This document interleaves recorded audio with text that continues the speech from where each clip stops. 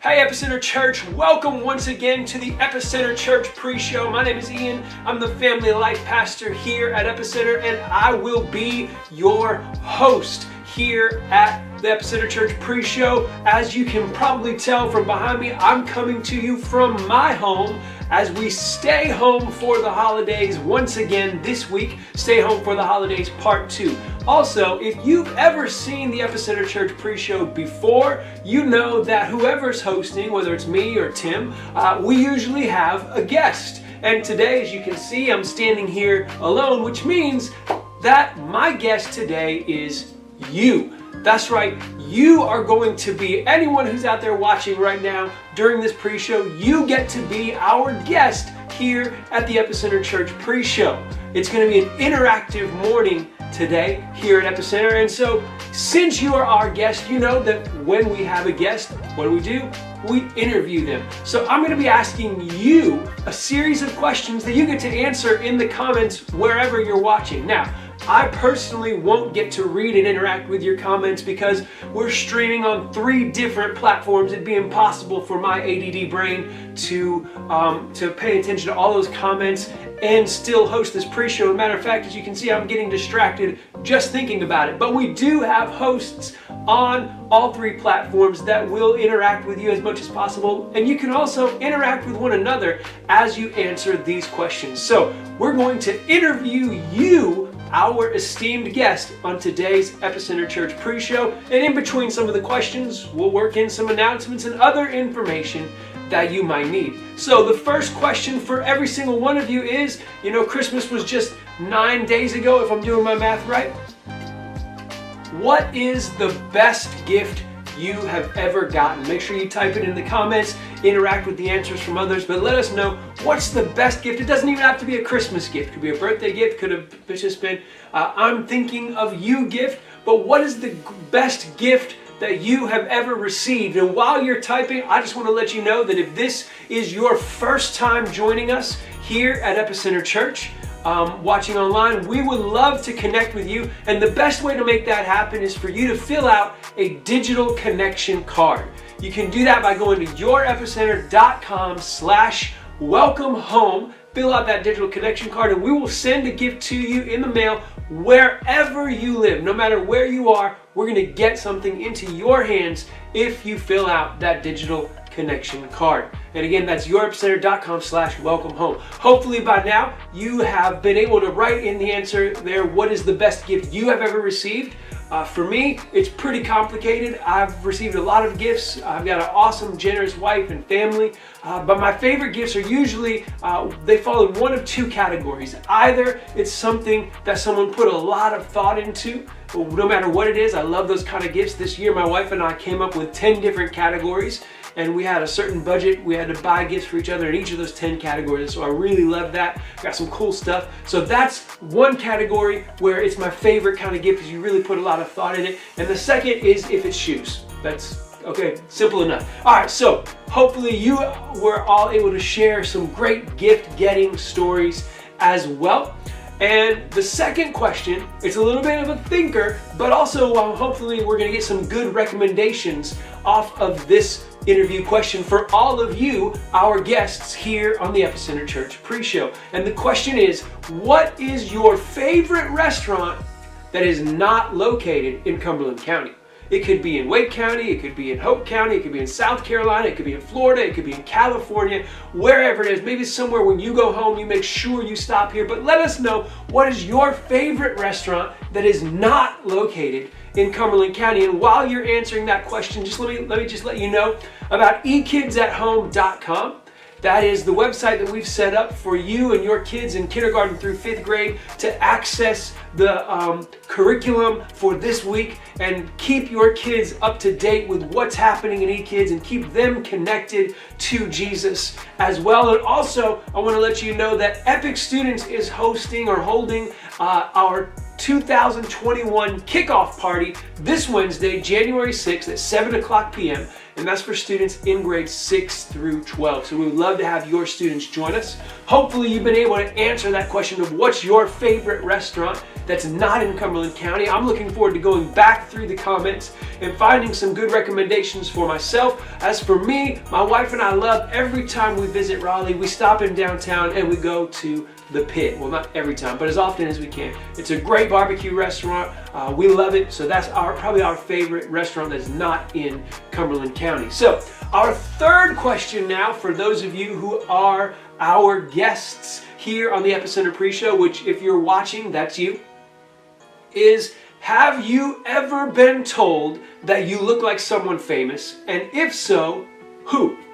Have you ever been told that you look like someone famous? And if so, who? And hey, listen, if not, who do you wish someone would tell you that you look like that's famous? All right, so while you're answering that question, I just want to let you know that next Sunday, January 10th, we will be back to in-person services here, not at my house. Don't come to my house next Sunday on January 10th. Go to Epicenter Church at either 9 or 11 o'clock. We'll be here online as well, but we'll also be in person. On January 10th, we're starting off a brand new series. We've got a brand new theme, which I'm not going to spoil it for you, but you're going to see some more information. If you haven't already heard, if you've watched last week, you know what the theme is. If not, you're going to find out in just a little while. But that's the theme. Pastor Mark's going to have a great word for us, so make sure you join us in person or online, but don't come to my house, next Sunday, January 10th at 9 and 11 a.m. So, have you ever been told that you look like somebody famous, and if so, who? Hopefully you've been able to answer that question by now. My answer is I used to do my student teaching in downtown Flint, Michigan. I grew up about 30 or 40 miles from there, and one day I wore a suit to the elementary school I was student teaching at, and one of the parents at the school saw me and said, "Ooh, you look like Justin Timberlake." And I have never forgotten that. No one else has ever told me since then that I look like Justin Timberlake, but I am holding on to that compliment as proof that, okay, I don't look like Justin Timberlake, but someone did tell me that one day, and I've been feeling myself ever since. Listen, we've got just a couple more questions for you as our guests here on the Epicenter Church Pre-Show. I hope you're enjoying your time as our guests. But the next question is another one where you get to recommend some things to your fellow guests this morning, your fellow Epicenturians, if you will.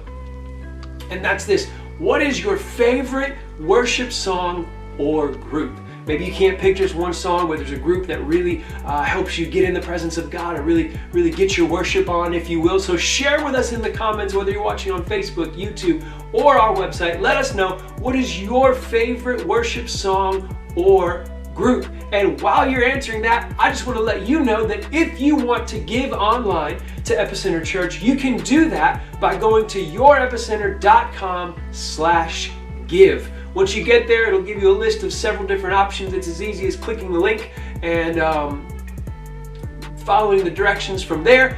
There's, again, like I said, there's some other options on there as well, but you can go to yourepicenter.com/give and you will be able to give online. And of course, you can give in person again next Sunday when we return to in-person services. Hey, my favorite worship song, I don't have one specific song. There's a band called, I believe they're called Citizens, and they used to be called Citizens and Saints, but I might have that backwards. They might be Citizens and Saints now. I really don't know, but their Citizens is in the name, and they take a lot of old hymns and rework them with modern music, and I love it. I just love the lyrics to the old hymns, the depth and the theology that's there. Another band that does this really well is a band called King's Kaleidoscope. So those are probably my two favorite worship groups, if you will. And then our last question. All right, our last question here in the Epicenter Church Pre-Show, our last question for you as our esteemed guests here on the Pre-Show is not a resolution question, although, because resolutions are cliche, so we're gonna find a loophole here. Not what is your resolution for 2021, but what do you hope to do differently in 2021? What's one thing you hope to do differently? Not that you hope happens differently, because you don't have control over that, but what's one thing that you do have control over that you hope to do differently in 2021? And while you're answering that question, I'm going to tell you one more time that if this is your first time with us here at Epicenter Church, we want to connect with you. Just fill out a digital connection card at yourepicenter.com/welcome home. Answer the quick questions that are there. We will send a gift to you wherever you are just to welcome you to the family here at Epicenter Church. All right, so hopefully you've been able to answer that question. What's one thing you hope to do differently in the year 2021? For me, I'm hoping to read more books. I used to be a really great reader, and then I got a job and got married and had kids, and here we are. I don't read anywhere near as much as I want to, but my goal this year is to read 21 books in the year 2021. So one book every 2 weeks, basically. That's my personal goal. I'm about halfway through one already this year, although I technically started in 2020. But I'm going to count it, give myself a little head start. So that's the one thing that I'm going to do differently. Hopefully you came up with some really good things as well. And that's it. Thank you so much for being our guests here on the Epicenter Church pre-show. I hope you've enjoyed this time being interviewed and answering some questions in the comments. Hopefully you've found some things in common with one of your fellow Epicenturians this morning. And in just a moment, I'll be back to share with you what's going to happen for the awesome service we have planned out for Stay Home for the Holidays, week 2.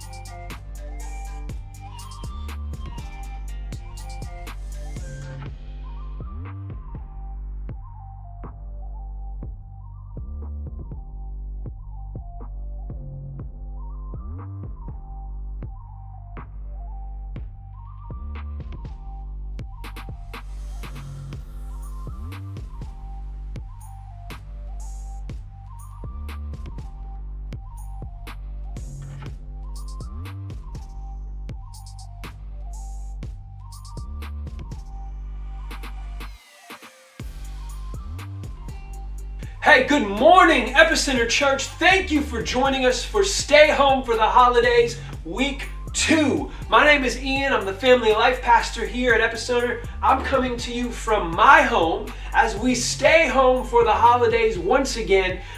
In case you missed it last week, we've got a lot of volunteers who serve every single week. And so Pastor Mark decided that it would be just an awesome idea to give the volunteers and the staff and everyone 2 weeks off to do things online only here at Epicenter Church. And so you get to watch this wherever you are, whether you're home, whether you're still visiting family, getting ready to come home, wherever you may be. We're so thankful to you for joining us here online at Stay Home for the Holidays, week 2. Listen, we're going to do things a little bit different today, a little bit differently than we've really ever done before. And what's going to happen is I'm going to be your host, if you want to call that, or maybe even your guide, as we revisit the year that was 2020.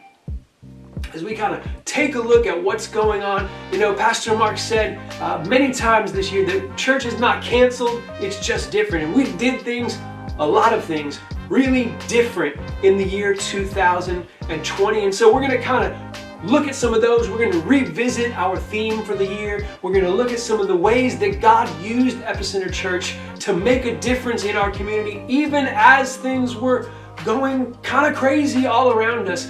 God still did some great things in and through Epicenter Church, and we're going to celebrate those things together, as well as revisiting some sermons that Pastor Mark preached. And I know and believe that you are going to be touched and ministered to by the messages that we're going to hear, the testimonies we're going to talk through, all of that stuff. You are going to enjoy this service in a really awesome way, and I can't wait to share it with you this morning. And one of the things we're going to do is we're going to do worship a little differently, kind of highlighting the way we had to do worship differently throughout the year 2020.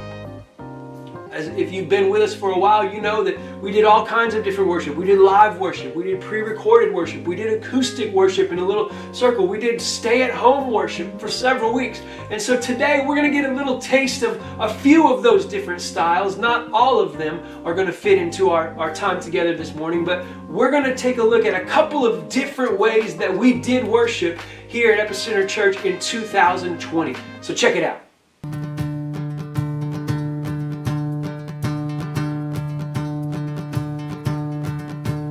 I was buried beneath my shame. Who could carry that kind of weight? It was my turn till I met you. I was breathing but not alive. All my failures I tried to hide. It was my turn till I met you. 'Cause when you called my name and I ran out of that grave, out of the darkness into your glorious day. You called my name and I ran out of that grave, out of the darkness into your glorious day.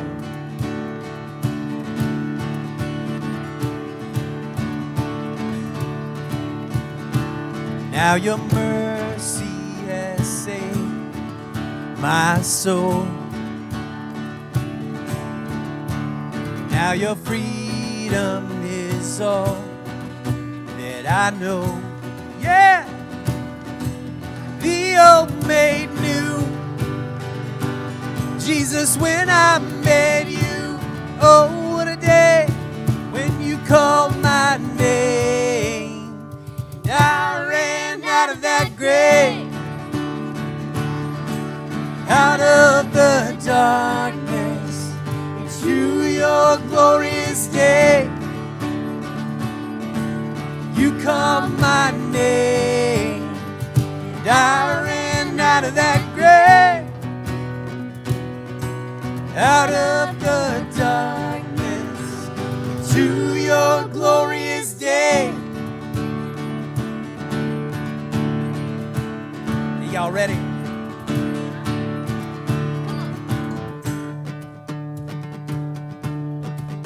I needed rescue, my sin was heavy, but chains break at the weight of your glory. I needed shelter, I was an orphan, now you call me a citizen of heaven. When I was broken, you were my healing. Now your love is the air that I'm breathing. I have a future, my eyes are open. And when you call my name, I ran out of that grave, out of the darkness into your glorious day. You called my name, and I ran out of that grave, out of the darkness to your glorious day. Hey!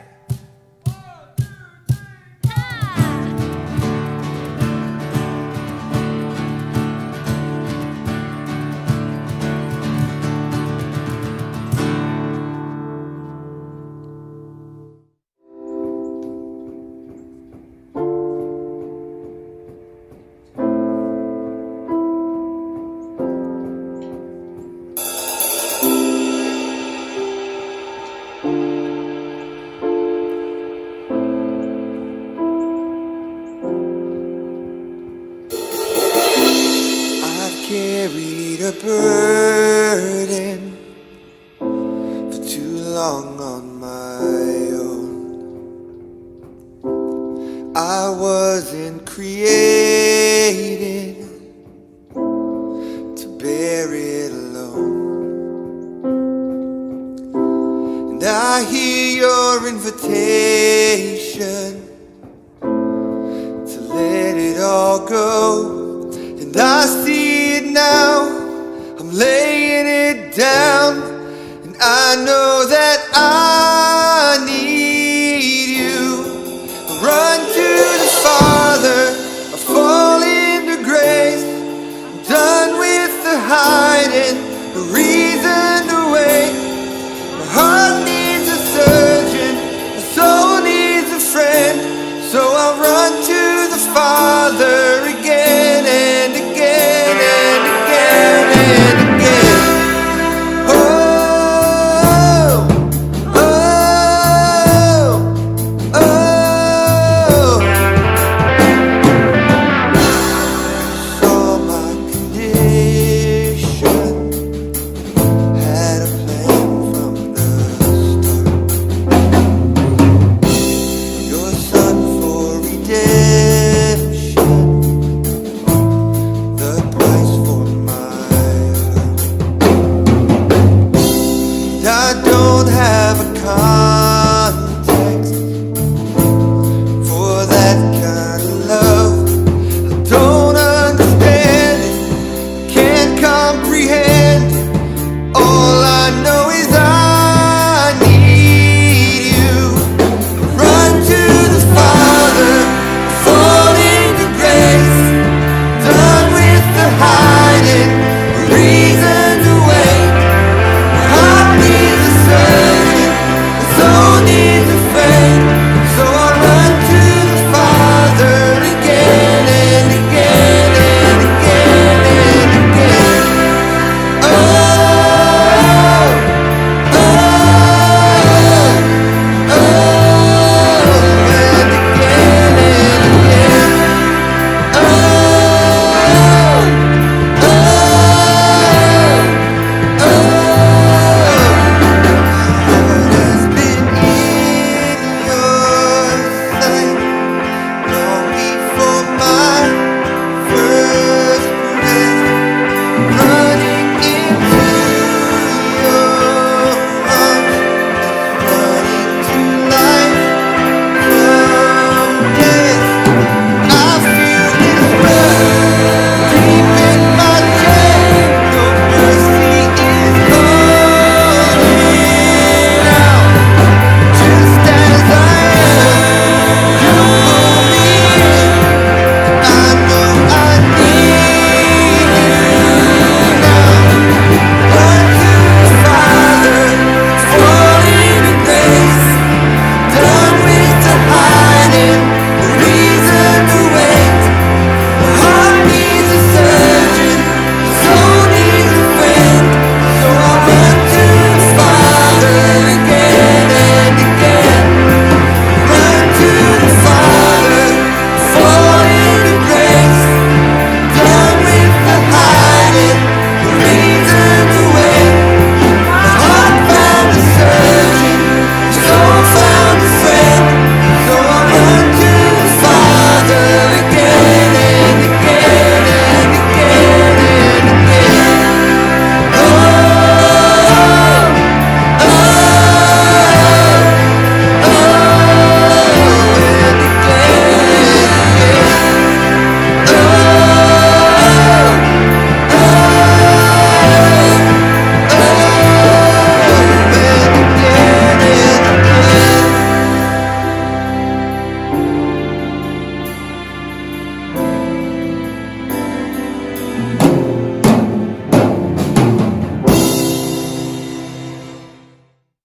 Hey, before we do anything else, can we just pray this morning? Hey God, I just want to thank you for the opportunity to gather together while apart. As we go through stay home for the holidays, week 2 this morning, God, I know that your spirit and your presence can be with us, even though we're all watching at home or wherever we may be. through computer screens or phone screens or wherever else, God, I know that you can show up and change lives this morning, even through this format, maybe even especially through this format, God. So I pray that you would be with us in our time together this morning. Even though we're together while apart, God, I pray that you would move through this service, that the words, the clips that we play, the messages that we revisit, the conversations that we have, God, would speak to the heart of somebody listening, and that you would get a hold of our lives and bring about change in us, God, through this service and through our time together this morning. In your name we pray. We all said, amen. Many of you know that we choose a word or a theme for the year every single year here at Epicenter, and this year's theme was more. You might have heard Pastor Mark talk a little bit about this last week in Stay Home for the Holidays week 1, but when we chose that theme, or when he chose that theme, more, for the year 2020, this isn't really what we expected. As a matter of fact, he sent a message to all of us on staff on New Year's Eve that I want to read just a very small portion of that message. He wrote, "What a year! As I reflect, it seems the year has been more about less than more. But I've come to realize that many times God does more when there is less certainty and less of the things we thought that there would be more of."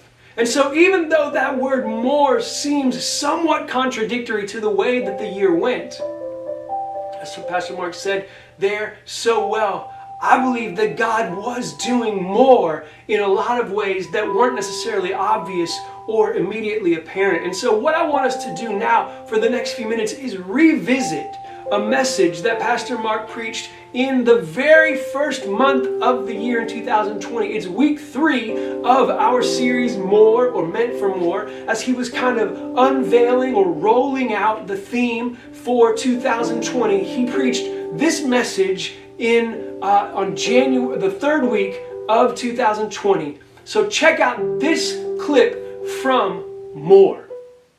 So God said, if you'll go to the brook at Kerith, you can drink there, and I'll have the ravens feed you there. He goes to the brook at Kerith, and God does exactly what he said he was going to do, because God is a God of more. Hello? But after he was there for a little while, the brook dried up. Now God is telling him to go somewhere else, to Zarephath. Now God is requiring more of Elijah. And in order for Elijah to experience all that God has for him, he's got to do the more that God is requiring of him. Just a thought, and I know it's probably for a different sermon, but Elijah is doing every single thing that God asked him to do. Everything. But the brook still dried up. How does that play on your faith? When you're doing everything that you feel like you should be doing, but yet the thing that has been getting you through has now dried up. The thing that has sustained you has now dried up. I must be preaching to myself up in here. Because after all, what is faith? Faith is the substance of things asked for, but yet the evidence not seen. Faith comes by what? Believing, not by seeing. And sometimes our faith tends to take a back seat to what we see, because what we see tends to contradict our faith. So here, the brook dries up. The brook here represents so many different things. You cannot just see the drought for the people of Israel. You need to see the drought for your own life, because the brook could represent your health drying up. The brook could represent your finances drying up. You're doing everything that you know how to do. You're working more, but it seems like you have less. The brook could be your time. You guard it as valuable, but something always seems to be draining it. Could it be that the reason why the brook tends to be drying up in your life is because God wants you to see more than just what he can do for you? He wants to do something in and through you. Could it be that the brook dries up because God does not want you to place your trust in what he gifted you with? He wants you to place your trust in him. Rather than talking about what you don't have, we need to be celebrating who has us. Are you with me? Churches tend to do this all around the country. They celebrate what used to be. Could it be the antithesis of more is being complacent in what was last? That's good. We can just close this thing up and go home on that. I'll try to say it again. Could it be the antithesis of more is being complacent in what was last? Churches today will celebrate what used to be, and they've stopped preparing for what God is doing now. Can I tell you something? The moment that you begin to worship the gifts that he's given you and they become more important to you, and you celebrate how good those gifts are to you rather than who he is to you, that your brook will always dry up. So he says to Elijah, he says, okay, Elijah, the brook's dried up. The raven's not brought you any food in days. You see, there's no water running down the brook. So I want you to get up and I want you to go to Zarephath. That don't make sense, God. I ain't going to Zarephath. I mean, it would be easy for Elijah to say that. I ain't going to Zarephath. Zarephath is a Gentile city. They don't even believe what we believe. Why would you send me there? I don't want to go to Zarephath. And then you're going to send me to a widow woman and you're going to claim that she can take care of all my needs. Everybody in the ancient world knows that widows are impoverished. They just don't have enough. And you're going to send me there? It makes more sense for me to hang out right here by this brook that one time sustained me than to go there, because she probably doesn't even believe in you. But he goes to Zarephath, and when he gets to Zarephath, God says, there she is, right there she is. And he looks over at her, this little old widowed woman. She's reaching down and grabbing sticks, because she's going to go home and make a fire. And when he sees her, he's like, God, that can't be the one. That can't be it, God. She's malnourished. God, she can't even take care of herself. God, she's gathering up sticks to have a fire. And then he looks off in the distance and he sees her house, because they're at the city gates, and he sees her. God, she's got a shack. It's not a mansion. How do you think she's going to take care of me? She can't even take care of herself, God. She can't even take care of the things that are coming against her. She's gathering up sticks and she's trying. Come on, God, I thought you were going to send me to a resort. I mean, I'm dealing with this drought. The least you could do is send me to the Marriott. This woman can't take. Sometimes the way God provides looks different than we expected.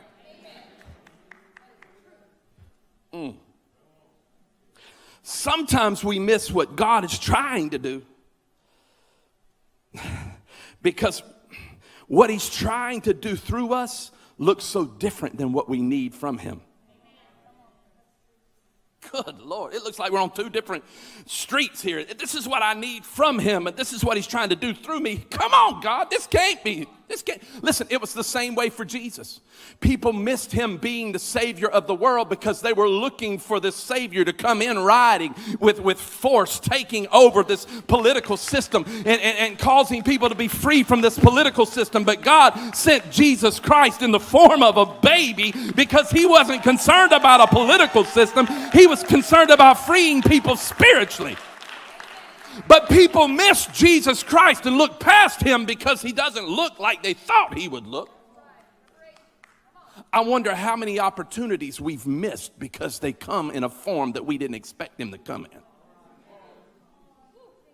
Hey, what a great word. And you know, little did we know when Pastor Mark preached that message January of last year, how many opportunities we would have to put that message into action or put it into practice. And so, you know, again, I want to make this week of Stay Home for the Holidays a little more interactive than what we might be used to. So if you would, put in the comments one way that God has used you unconventionally this year, or maybe a way that you've seen God use others unconventionally to work in your life. But just again, wherever you're watching, YouTube, Facebook, even our website, we've got a space for comments on all three of those platforms. So just let us know a way that God has used you unconventionally this year, or in ways that you didn't necessarily expect. Obviously, one of the great ways that we were able as a church to be used unconventionally was through Hop at Home. This past April, we gave away thousands of bags to really thousands of families to help them celebrate Easter at home, since we couldn't do Hop in the Park, and all of the shutdowns and closures were really fresh in a lot of different ways around Easter. And so we had the awesome opportunity to work in some very unconventional ways and make a difference in our community. And as the year went on, and again, obviously in the middle of March, a lot of things, schools closed, many businesses were told to shut down or limit capacity, and we as the church were also required to stop gathering in person for a little while. And it was really cool because when that happened, Pastor Mark was in the middle of a series called Positioned, about being positioned by God to do things that maybe you weren't planning or expecting to do. And so what I want to share with you next is a clip from one of the messages from that series, Positioned. It's actually the very first sermon that Pastor Mark preached without anybody in the congregation from March of 2020. So check out this clip from Positioned. Verse 26. What does it say? Jesus responded, "Why are you afraid? You have so little faith." Then he got up and rebuked the wind and waves, and suddenly there was a great calm. Now, how many of you, if you're having like the best nap, or at night you're just sleeping and somebody wakes you up, does anybody in this place like get up, like you get up and you're just happy, somebody woke you up from the best nap and you're like, "Oh, I'm so glad to see you." Man, you want to rebuke them. Jesus was not rebuking them for waking him up. He was rebuking the fear that they had. He was not rebuking them for waking him up. He was rebuking the fear that they had. Because, listen, they had seen Jesus do some incredible things. They had seen the goodness of Christ at work.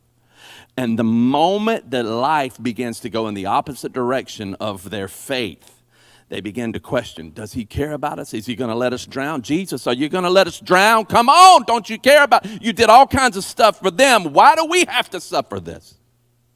And he stood up and he rebuked the wind and the waves. And you know what? We've seen his goodness. We've seen his goodness.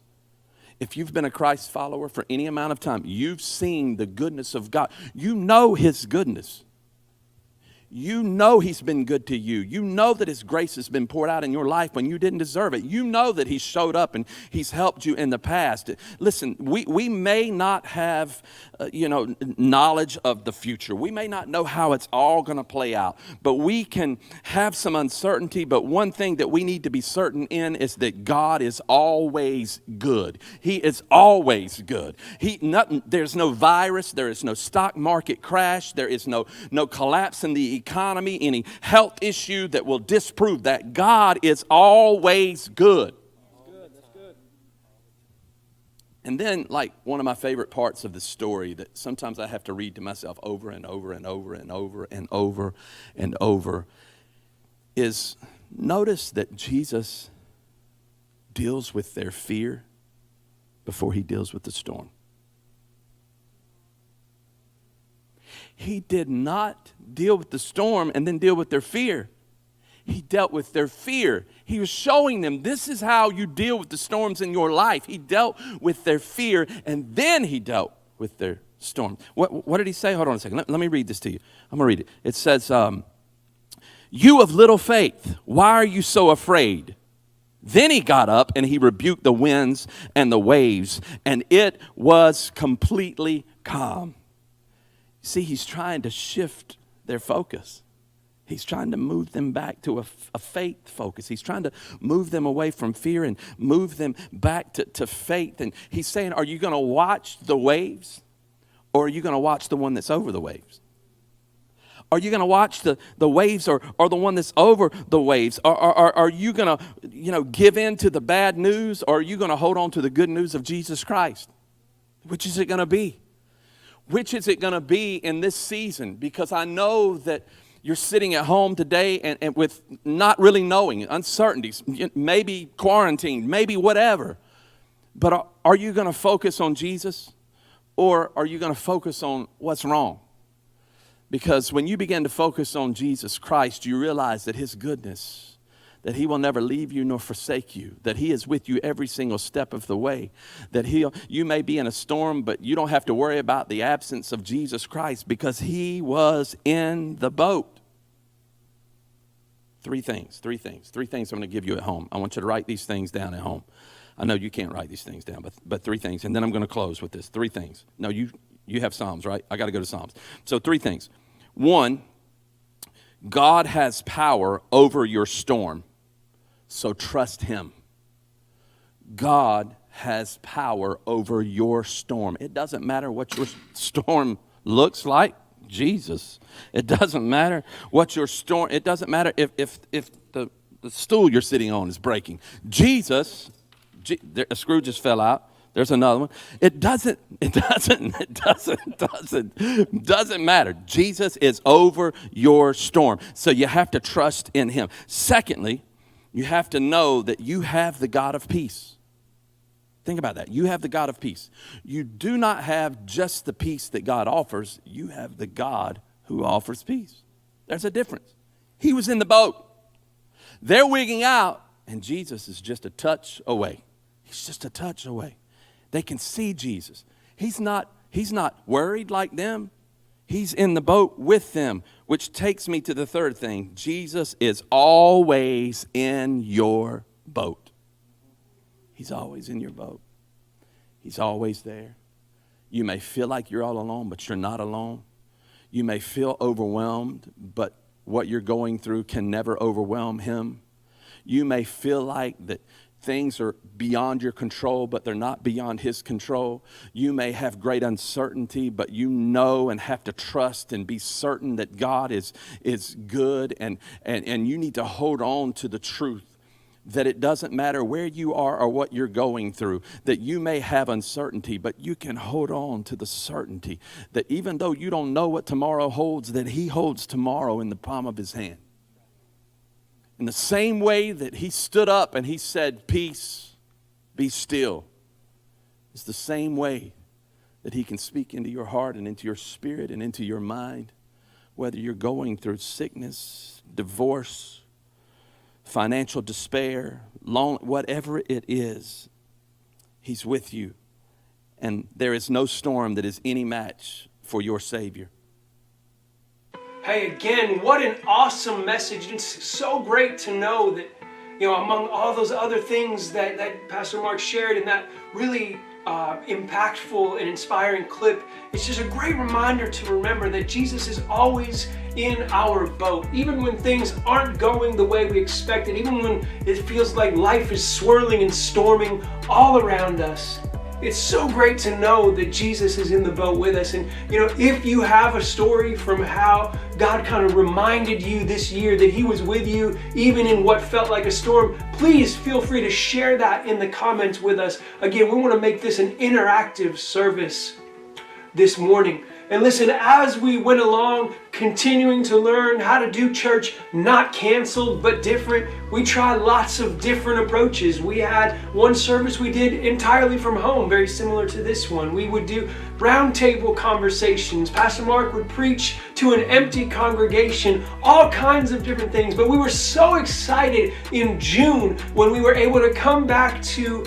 gathering together in person in a limited capacity. In June, we did a Welcome Home series, then we did our Summer Replay series, and then in August, Pastor Mark did what I would call an accidental series.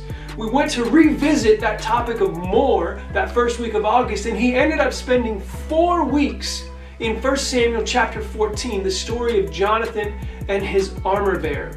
And so what I want us to do next is take a look at a clip from one of those messages. Again, it's revisiting last year's theme of more, but from the perspective of 1 Samuel chapter 14. And I'm sorry, from 1 Samuel chapter 14. There's a small chance I'm misremembering and it's 2 Samuel, but I'm almost positive that it's 1 Samuel chapter 14. And this message was called Not What You Think or Not What You Expected, but Better. Check it out. And then the Bible says that Jonathan said, I'm going to the other side. And what's cool about it is God did not give him a specific word to go to the other side, but Jonathan knew in his faith that if he went to the other side, that God would meet him there. Somebody say other side. Listen, let's go to the other side. Let's go to the other side of COVID-19. Let's go to the other side of craziness. Let's go to the other side of relational difficulty. Let's go to the other side of sickness. Let's go to the other side of destiny. Because when the church rises up and goes to the other side and begins to act on behalf of God, God will show up on your behalf. So Jonathan went to the other side with his armor bearer.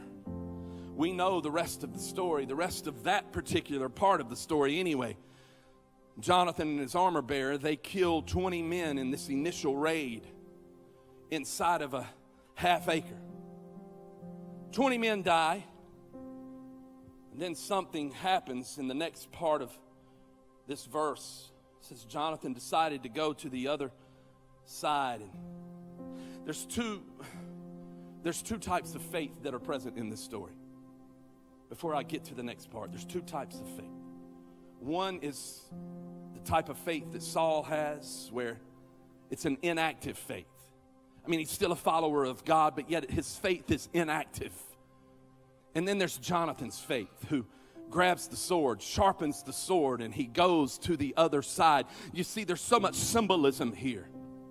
Theologically, there's so much symbolism. One of the symbolic parts of this narrative is that this is a picture of how the church should operate. More specifically, how the individual Christ follower should operate. In fact, let me ask you this question.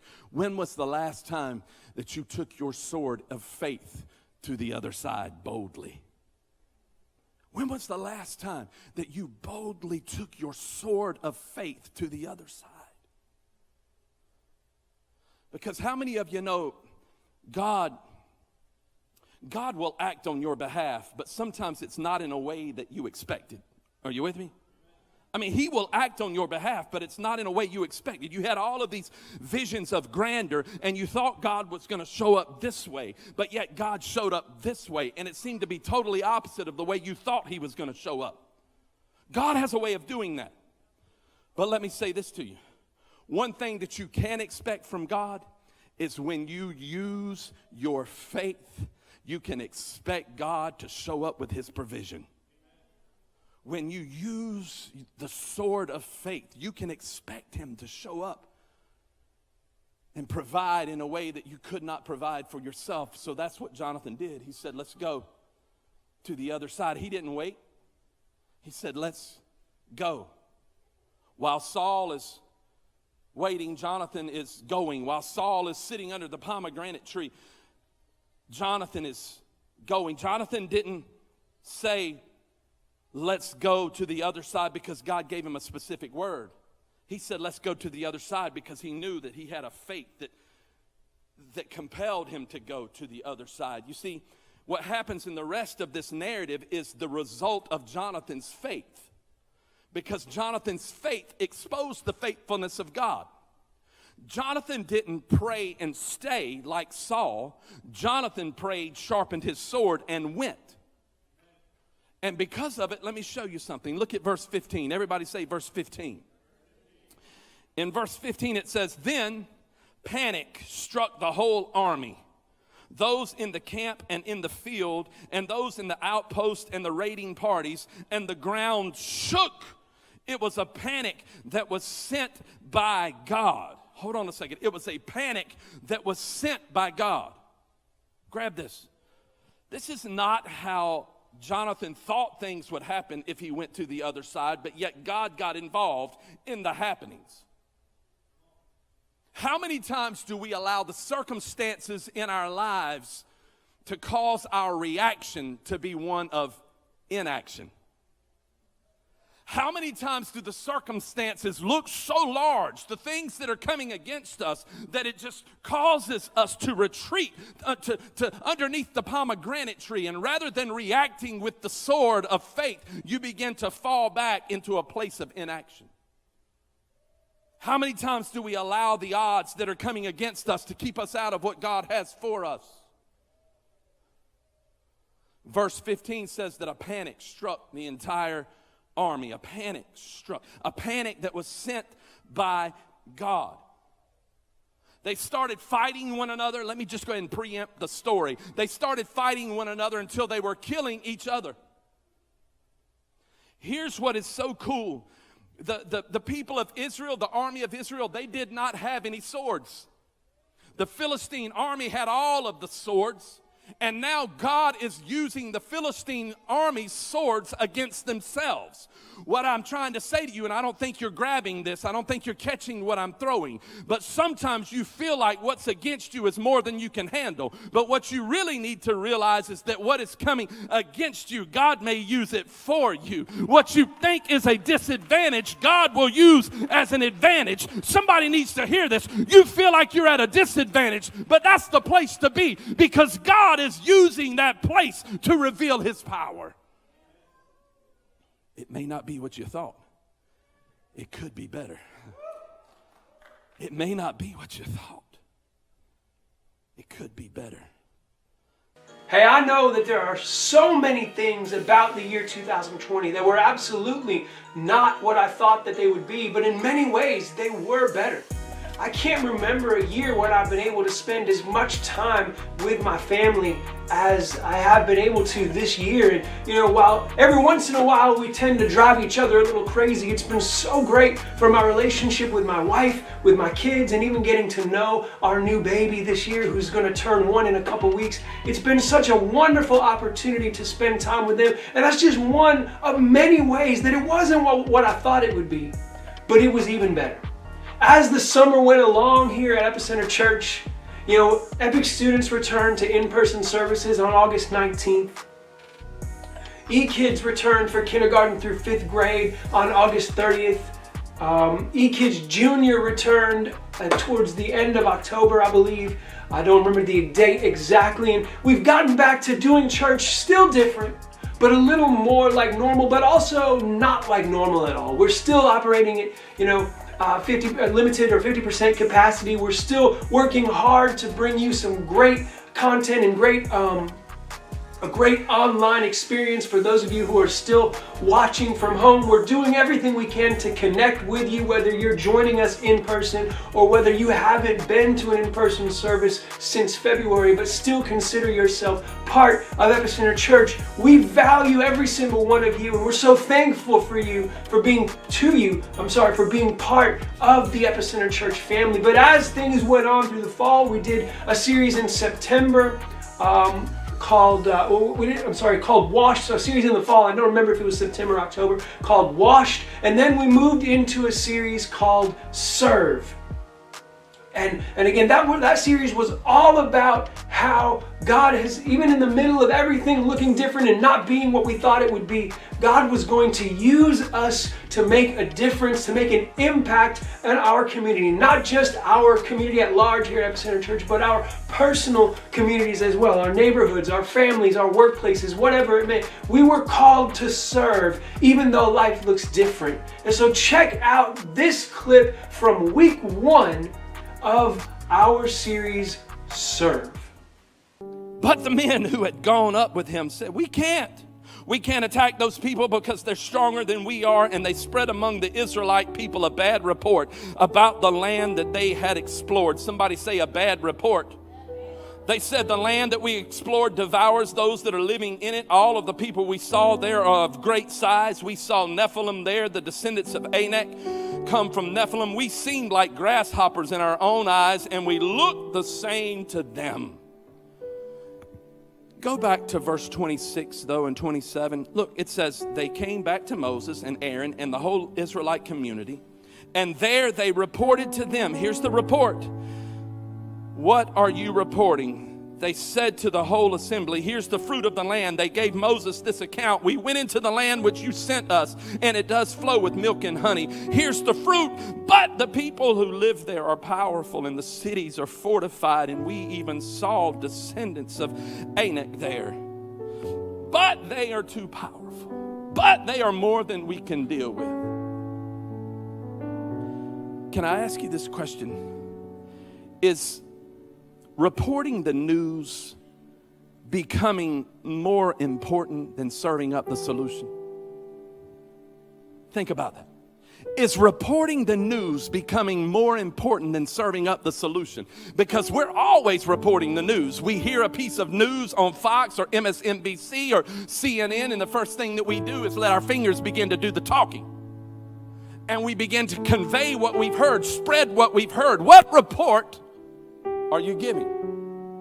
Has it become more important for us to give the news rather than serve up the solution? Because the people of Israel, they were like, we can't go. 12 spies. 2 of them said we can. 10 of them said we cannot. They're bigger than us. They're greater than us. They're too powerful. There are giants in the land. Listen, if you are not careful, the very thing that you see will influence what you do for the cause of Christ. After all, what is faith? Faith is the substance of things hoped for, the evidence not seen. If faith is the substance of things hoped for, the evidence not seen, that means when we're going through a time that does not look like the promise, we've got to keep going because we're not living by sight, but rather by faith. And so if faith is the substance of things hoped for, the evidence not seen, the Bible also says faith without works is dead. Do you know what kills your faith? What kills your faith is inaction. So if you don't have action in your faith, the main reason why many of us don't have action in our faith is because of the report that we've chosen to believe, which ultimately kills the faith that we have, and therefore there's no action to our faith. Action is the evidence of your faith. It's easy to say, I believe. It's easy to come into the church and say, oh, I believe in God. It's easy to applaud God right in here because we've got AC, and it seems like the problems we leave on the outside and the cushiony seats, they feel really good, so we can sit here and we can applaud the goodness of God. But there is a difference between saying you believe and acting like you believe. Action is the evidence that accompanies your belief. And so here were these people about to embark upon the journey of going into the promised land, but yet they would find themselves in a place where they would say they cannot go. You see, saved people, served people sounds good, but so many times we believe a report that ultimately takes the action away from us. There's a report, COVID. There's a report, economic depression. There's a report, political chaos. There's a report, social injustice. There's a report, sickness. There's a report, death. There's a report, mask. There's a report. There's all of these things that cause us to have uncertainty. But can I tell you something, and someone needs to hear this? If uncertainty becomes more important to you than what God has spoken over your life, you will never realize the things that God spoke over your life. I need you to grab this. If uncertainty becomes more important to you because of the report that you've chosen to believe, then you will close off your spirit to the very things that God has spoken over your life. And what will become more important to you is how God is going to show up rather than God said that he would show up. And so our spirits become closed to the very things that God wants to do. And then we begin to live a lie. And the lie says, we can't do this. I heard an old preacher one time, he said, you can discard your faith and give up, or you can direct your faith and be lifted up. Which one do you want? You can discard your faith and you can give up, or you can direct your faith and you can be lifted up. Is anybody with me? You can discard your faith and you can give up, or you can direct your faith and you can be lifted up. Is somebody going to help me preach this message in this place? Verse 26 says, and they gave this report. Hold on a second. They gave this report. How many of you know, as Christ followers, the very report that we give has everything to do with the rapport that we have with the very people we're trying to reach? Oh, that was good. Let me say it again. How many of you know that the report that we choose to give as Christ followers has everything to do with the rapport that we have with the very people that we are trying to reach?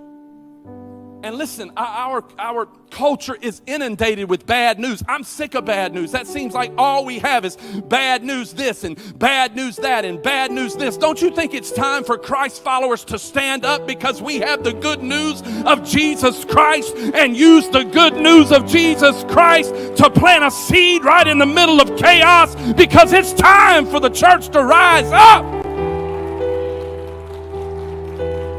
Hey, what an awesome reminder that even though it seems like we've been surrounded by bad news all year long, as Christ followers, we have the greatest news that has ever been delivered, and that is Jesus Christ, our Savior. And as such, we are called to serve others around us. What I want you to do right now is put in the comments, what is your favorite way that you were able to serve somebody else this year? Whether it was through giving or serving here at Epicenter Church or something in your neighborhood or at work. What is your favorite way that God used you through service to make a difference in somebody else's life? Real quickly, just some of the ways that God has used Epicenter Church to serve our community. We have a food pantry that has fed hundreds upon hundreds of families during this pandemic.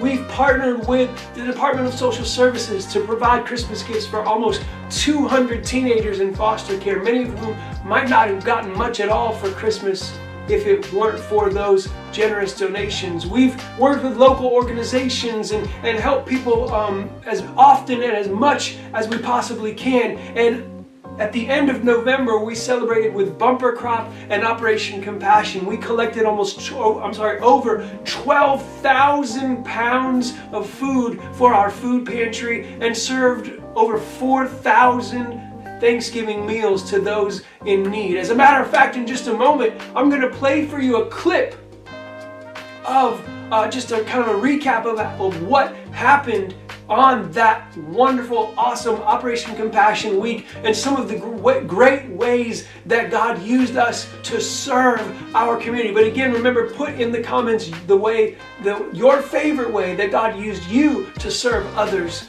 this year. And once this kind of recap of Operation Compassion is over, what you're going to see after that is not me, but Pastor Mark sharing with you what the word is for 2021.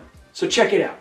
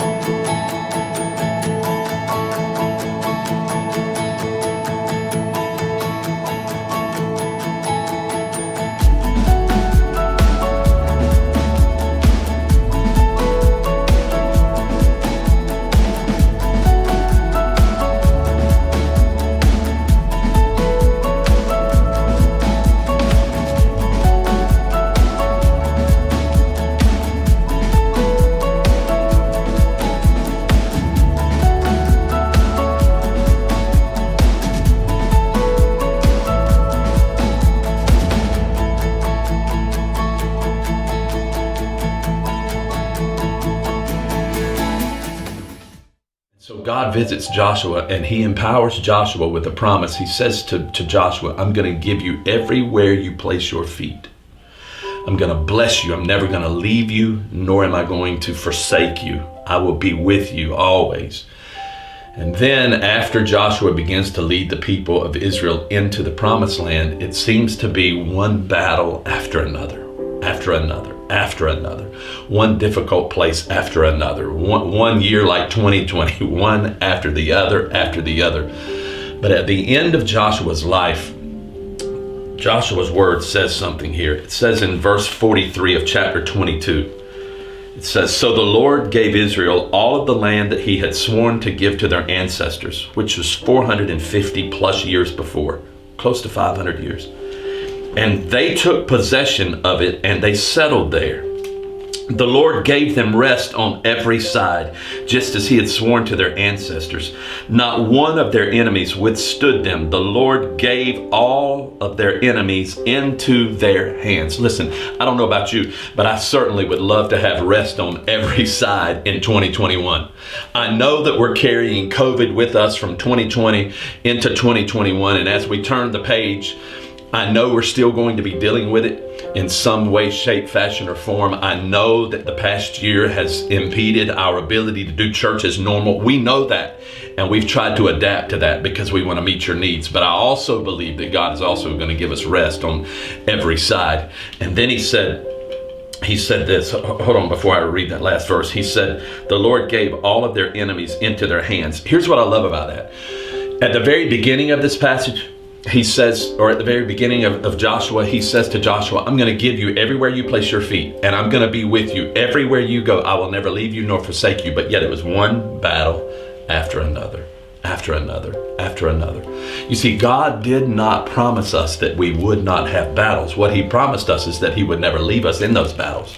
He didn't promise us that we wouldn't have enemies, difficulties, COVID-19, problems, social injustice. He did not promise us that, but he did promise us that he would be with us in it. In other words, if we view him, if we view our problem through the eyes of God, we'll have a different perspective on our problem. And therefore, Joshua said this. This is what I love. And this is where I'm going to take us. I believe God is taking us in 2021. He says, not one of all of the Lord's good promises to Israel failed, not one. In other words, every last promise that he gave to them came to fruition. Every last one. Meaning that they fought battle after battle after battle, but yet God showed up, he showed up, he showed up, he showed up. It's not that they wouldn't have a battle. It's that those who were coming against them would not be victorious over them. God empowered them to go through all of the things that they went through. And then it said this. It says, not one of all the Lord's good promises to Israel failed. And it says, every one was fulfilled. Every last one was fulfilled. If you haven't picked it up by now, we have a word for every year. We've done this for the last several years. Last year was the word more. You were meant for more. 2021, the word is fulfilled, because I believe God is going to continue to do great things in your life, in Epicenter's lives. I believe God is going to do some incredible things in and through the life of this body and in your life. And I'm praying that God's word over your life, God's promises over your life will be fulfilled. So there you have it. If you missed Stay Home for the Holidays week 1 last week, you now know that our word here at Epicenter Church for 2021 is fulfilled. As a matter of fact, say it with me or type it in the comments. Fulfilled. I cannot wait to celebrate with you when we come back to in-person services next Sunday.